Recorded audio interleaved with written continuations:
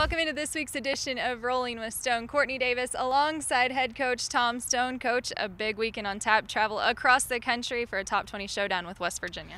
Yeah, we're excited about it. It's a great place to play. They're the top team the last couple of years in our conference, and Nikki does a great job having her team ready.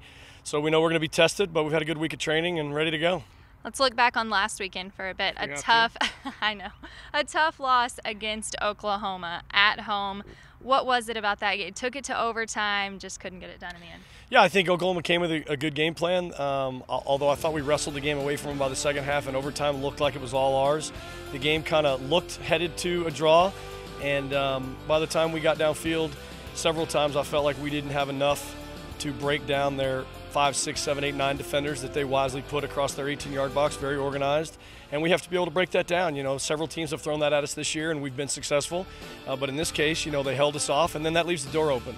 And they had a great counterattack opportunity and got inside of our back line, and the girl finished it well. So, they deserve it because they got the goal, but certainly a lot of regrets left out there for us on that day.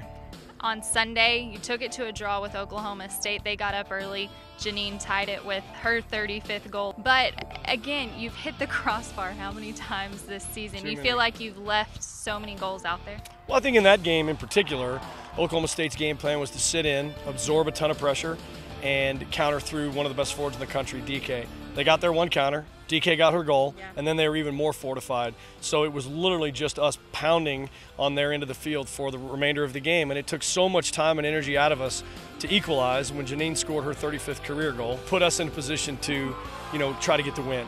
And I think it took so much out of us to get equalized that then it just became a typical Sunday overtime slugfest. And it was like 8 players at one end, and then when you go the other direction, it was 4 and 4 at the other. It was one of those slow, sloggy Sunday games that we probably should have gotten the winner off of one of those crossbars or posts, but you hit it 3 times in one game.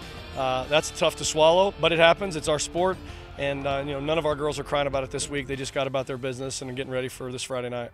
What's been the message from you to your team this week going into West Virginia, knowing how big it could be? Just keep playing.